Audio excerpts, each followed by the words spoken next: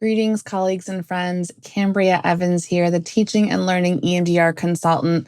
Y'all, today I want to talk about something that I think is probably the most common thing that comes up in EMDR consultation, especially after the confusion of EMDR basic training. I want to talk about what I think the reason is that most EMDR therapists are so nervous to do EMDR wrong. To pick the wrong target, to use the wrong interweave, just the fear that so many EMDR clinicians have. That's such a powerful fear that a lot of EMDR clinicians coming out of EMDR basic training don't even use EMDR. They go through this expensive, time-consuming experience to learn it, and it's like not even something that they feel powerful or safe enough to use. So I want to talk about why people get nervous. I want to offer some frameworks for y'all so that you don't have to feel nervous anymore, because I do want you to use EMDR with your clients. It is one of the most powerful therapeutic modalities we've ever seen in our lifetime so far. So I hope today's episode feels helpful for you that way.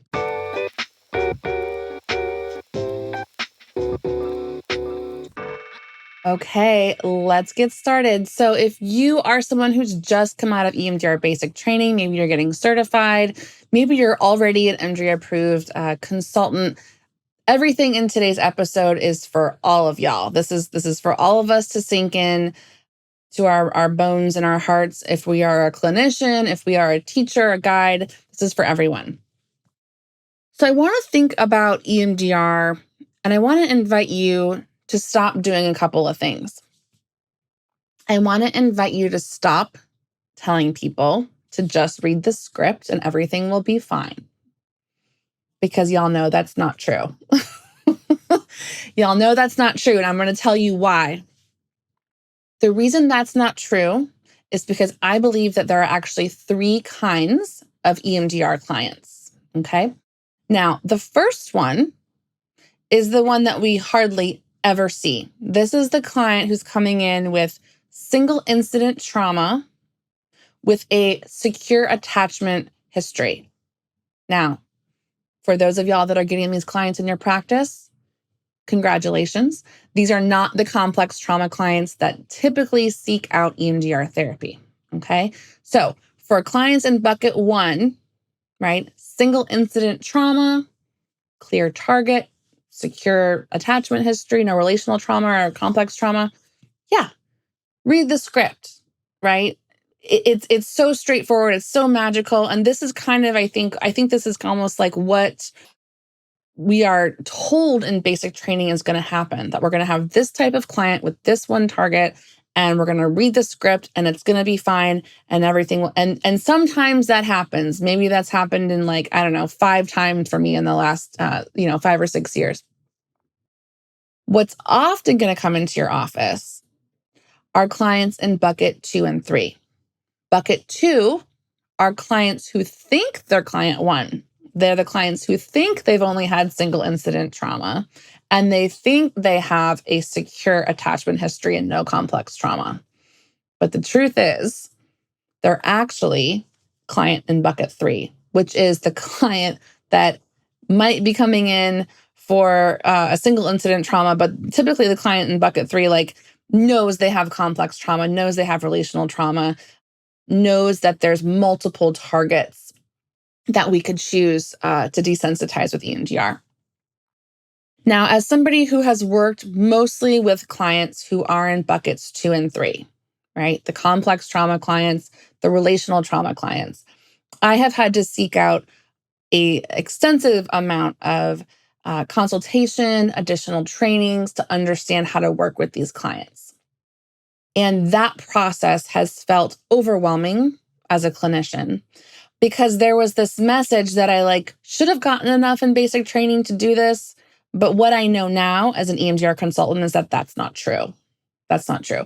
And so when we tell consultees or tell ourselves, just read the script, you'll be fine, I want us to all acknowledge that that is only true if we have a client in front of us who is categorized in bucket 1, which is a single incident trauma, no complex trauma history, secure attachment, no relational trauma history. Yes, read the script, okay?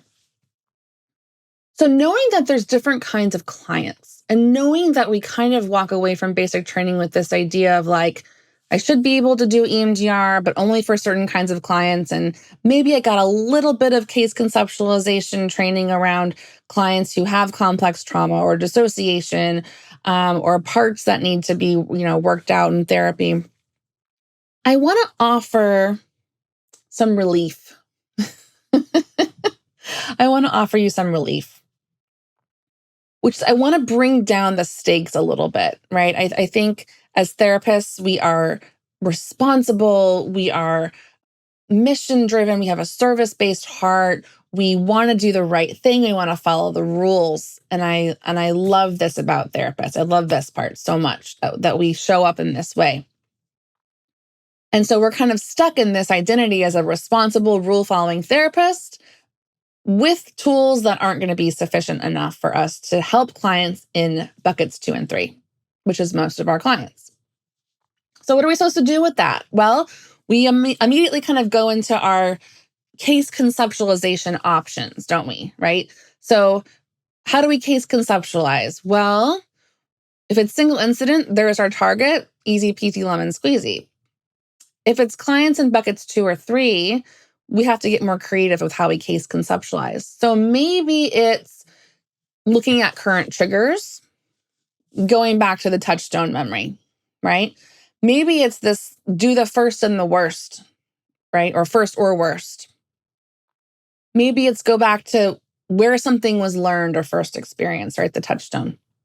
All of those are not right or wrong. They're just options, right? But I think where we get stuck as clinicians is trying to understand which one of those should we choose with which client, and how are we supposed to know which one we're supposed to choose with which client? And it's gotten me thinking about how I work with my clients, and I wanted to share that with all of you so that you feel like you have some relief and clarity and some courage and some steps to actually do EMDR with your clients in a way that feels safer and more comfortable for you. So if we were to zoom out, right, and we were to notice the message of just read the script, or like just jump in, like just do first or worst, like start with the core memory, the touchstone memory. Some clients can do that. Some clients can totally do that and they're down with it, and it's hard for them, but it's reachable.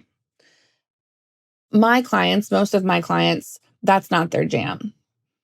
And if you have clients that are like my clients, I want to offer you some ideas. So, Dolores Mascara offers this really beautiful way to case conceptualize with the progressive approach, right? Where basically she talks about making sure that, there's this core trauma, right? There's this first or worst or touchstone here. But sometimes people can't start here, right? And so why don't we do something that's related, right? Like maybe this has a SUD of a 9 or a 10. It's the big one. And we know it's the big one. Like clinically, for us to find this, it's not too hard typically, right? But here's the thing. Just because we can see this doesn't mean that's the place we should start. Okay. And here's why. If you look at any other process that is going to be rolled out, if you look at any kind of science around design or organizational development or even education, okay, you're going to notice something. You're going to notice if you pick up any peer-reviewed paper in any of these categories, you're going to notice that there is typically some kind of pilot study, right? There's typically some kind of trial. I mean, think about this with COVID, with the vaccines, right?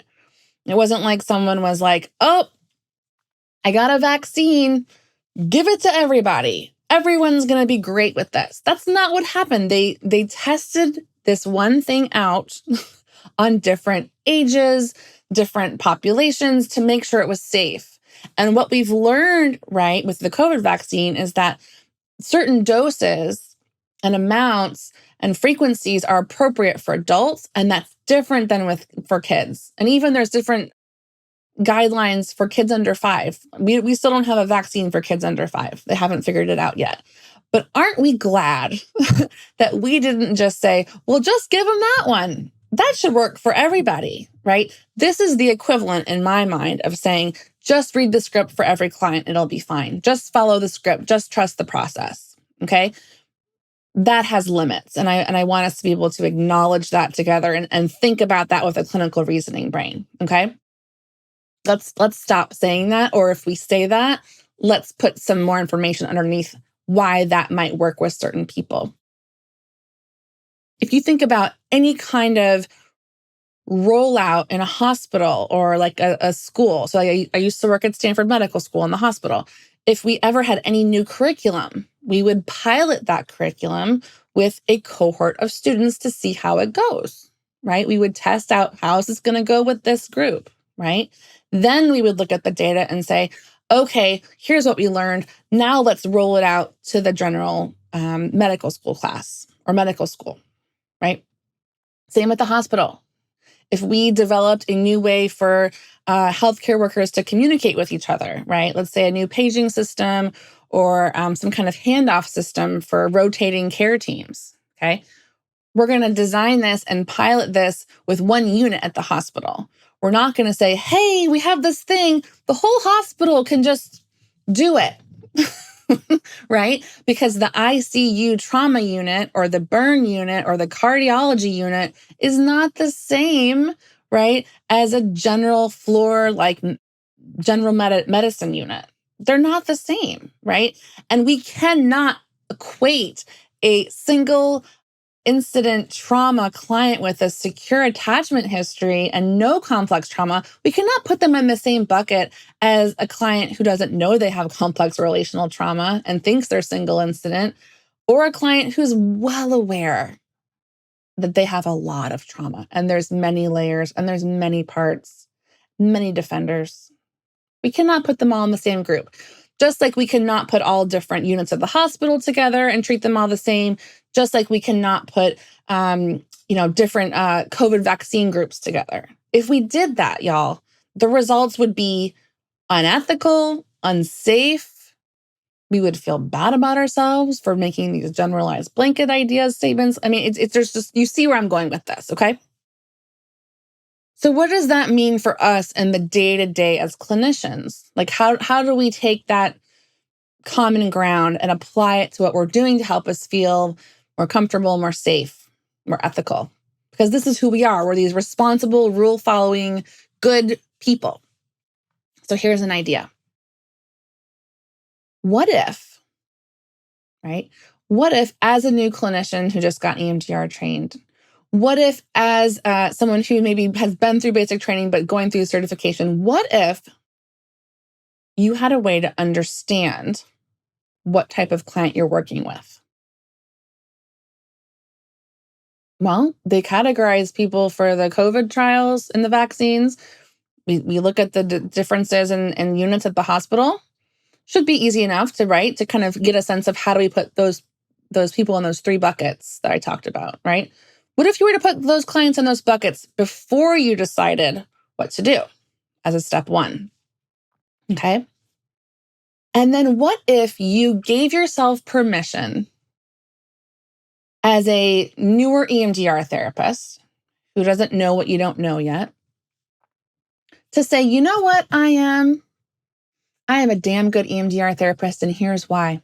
If you are a client in bucket 2 or bucket 3, and we figured that out with a little phase 1 history taking, a little resourcing in phase 2, you are always going to get a pilot. You're always going to have a trial. We're always going to have some kind of an experiment that's small, right? Before we roll everything out, right? We have a date with someone before we marry them, right? Small steps give us information, right? What if you were to just say to yourself, the way I practice EMDR with clients in buckets 2 and 3 is I always do a pilot. What does that look like, right? It sounds good. It sounds good, whatever you're saying. But like, what does that actually mean? Well, I'll tell you what it means.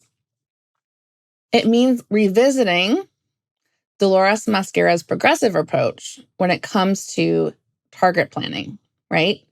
It's telling yourself, I am not starting with the first and the worst when it comes to a client in bucket 2 or 3, because that doesn't make any sense, right? It doesn't make any sense. And here's why. Someone with relational trauma or complex trauma is probably going to have parts. It's probably going to have defenders. I hope they do, because those things got them through what they've been through. They're going to be there. They should be there, right? It's how the person's with you now, physically alive. Okay, we know that's going to happen. We know that just reading the script as it is, right? We're probably going to come up against some bumps. And it might be the way I am relationally. It might be the interweaves I have to use. They may have to be more relational. I might have to do more noticing of somatic things, but I don't know any of that yet.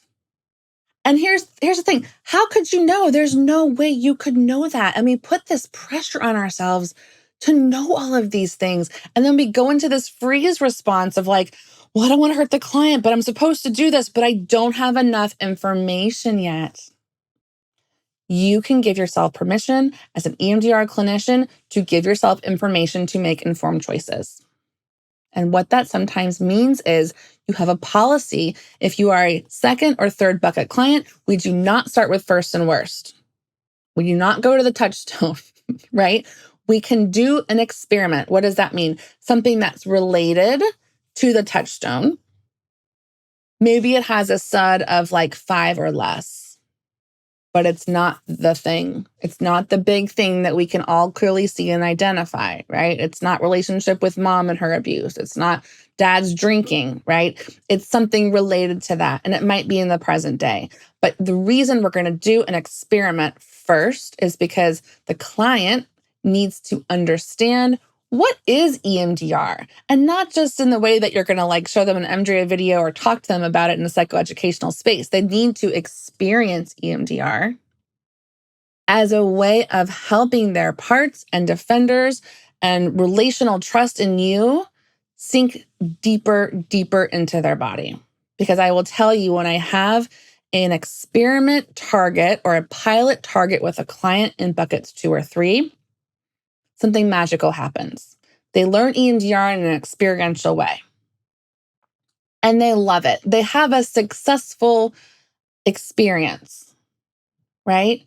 They get to finish the target and have the experience of like, oh my God, that was amazing. That feels incredible. Let's do more, right? Just like if I was going to take my kids to swim class, I would not throw them in the deep end of the pool and say, y'all just go ahead and swim.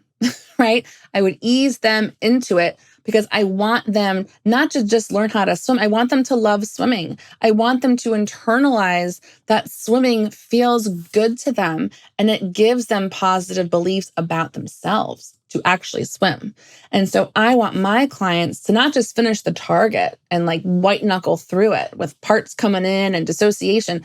I want my clients to freaking love EMDR, reach for it as a resource, and have just pea seeds dripping all over them like diamonds. That's what I want. I want a completed EMDR target as a pilot to be their biggest resource. The real experience of, I can do an EMDR target because I just did one. I know what EMDR is. I know I can finish a target. We have a gentle sense, right? We've noticed together in this gentle experiment, this gentle pilot, what parts might come in a little bit, but it's not high stakes. I'm not throwing them into the deep end of the pool, right? We're wading in to say like, who's showing up? Dissociation? Any protective parts? Critical voices? What's going on? Let's have a look, because we're just wading in. We're not up to here with water, okay? Relationally, if we do a pilot target, right? A related target that's not this, something magical happens, which is I understand relationally what they need when they process. I understand if they want me to shut up, if they want me to say, that's right, you're doing great. If I want like encouragement interweaves, if they want me to do somatic interweaves, like I learned so much about how they process information because no one's brain is the same. I learn if they want to talk I learn so much about how this is going to work between us. That information is data that is going to inform the rollout, right? When the trial is over and we see how it goes and it's successful, all of that we learned about the process, the interweaves, the parts, the relationship, all of that's going to inform how we do this. And doesn't it feel so much better and so much more exciting for everybody to know what we need to go here, right? What do we need to go here? We're going to the deep end of the pool. Do you want to bring some floaties? I don't care if we start with a resource as long as we go in the deep end, right? I don't care how you swim. Just let me know what you need to do it. This is being client-centered, right? This is being nuanced about how we do EMDR. So if you have been in a basic training and you have heard, go to first and worst, know that you don't have to do that as the first target.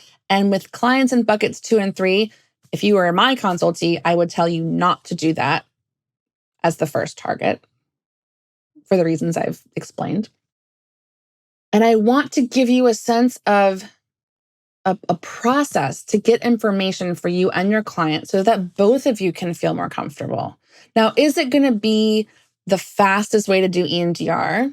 No, because you're doing a target that's not the target, but it's related. So we know that it's desensitizing something related. So in parallel, they're desensitizing. So that's great. But from where I sit and the clients I support, I think it's more valuable to have all that pilot trial information before I do the big rollout. Because if this hasn't happened to you yet, it's happened to me when I go big or go home and someone hasn't done EMDR before, they have complex trauma, I don't know what's what, right? I can do all the history taking and assessment in phase 2 I want to do. I can look for parts, I can give them the DES and the mid, but at the end of the day, right? There is nothing for me more powerful than actually seeing how all of those assessments actually manifest in a processing session, right? Now, sometimes the experiments, right, with the SUD under 5, we call that like low-hanging fruit, they go great. We learn a lot. We go on to the first or worst or the touchstone memory where something was learned or decided. Y'all, sometimes experiments bomb, right? We saw this with the COVID vaccines. They were like, we're going to have a vaccine for kids under 5 by February. Okay. It is the end of March, but they did the study to get more information to make sure they were being safe. Okay. Wouldn't it feel better to do a low hanging fruit target, like one of these guys with a SUD under 5 or under 4 even, and have it bomb? And have that be the learning experience? Wouldn't it feel better for that to kind of implode in our face rather than the big one? The ab reaction might be smaller. I don't know. It might give us as clinicians more confidence. But I would rather learn from a baby step that failed than jumping into the deep end of a pool, right? I'm risk averse in case you haven't figured that out in this conversation. Okay. So I want to give you this option because I don't believe this option is talked about enough. I want to give you language to understand why this option might feel good for you and the client who are nervous. Because this is literally what most critical thinkers do when they are trying something new for the first time, right? It is why we have training wheels on bikes, right? I mean, parents don't take their kids to the top of a hill on a bike with no training wheels and say, there you go. I mean, for me, with my clients that I see, this is literally the equivalent of saying like, oh, you've never done EMDR before? Let's start with the worst possible traumatic memory we can find because that's the core. No. that is not what I'd recommend. So I want to give you another way to think about this. And at the end of the day, I want you to use your clinical reasoning brain, okay? Because everything everyone's telling you comes from a positive place, right? We talk about this on the podcast all the time, that someone that, your mentor or consultant respected or trusted, told them to read the script and trust the process, told them to do case conceptualization in a certain way, right? In my basic training, I was taught to have the client write down every traumatic experience on a timeline by themselves, and later learned that's just going to trigger them and light them up to see all that trauma in their face like that, right? So everything we're told has a positive intention. At the end of the day, it's really our responsibility to kind of zoom out, look at other disciplines, and kind of understand, like, what's the process we're using? And if I feel uncomfortable with it, can I notice that uncomfortability or that nervousness inside myself? And can I honor that and be curious about that? Maybe I'm the kind of clinician who needs to do a pilot with a complex trauma, or a pilot target with a complex trauma client. And that's okay. That's how I work, right? And it's been really wonderful in my practice, very successful, right? Maybe you are the kind of clinician that, that feels like it's too risk averse or too safe. And maybe you're fine rocking and rolling with reading the script and doing first and worst with every client, right? And I will tell you that should you have a client where that doesn't work for them, that's going to inform and impact how you are in the future. So I think there is something important about listening to those people who've had experiences with this. And there's also something important about valuing your style and your integrity as a clinician and how you want to work. So I want to give you choices so you can choose what's best for you. I want to talk about things that I didn't get to hear about when I was coming up. So hopefully that feels like it's in service to you. And if you have any questions about this, if something's confusing, if you're like wanting to know more about it, you are always, always welcome to email me and to reach out to us at Zero Disturbance. I read every email. I love hearing from y'all. And I love having clinical reasoning discussions. It is my passion. So I'd love to have one with you. So with all of that being said, y'all, please stay healthy and safe. I hope you have some really fun stuff planned this summer. I think we're having a little bit of space with the COVID surges. So I hope you have something fun on the calendar. And I will look forward to connecting with you next time. And I am rooting for your success. Take care.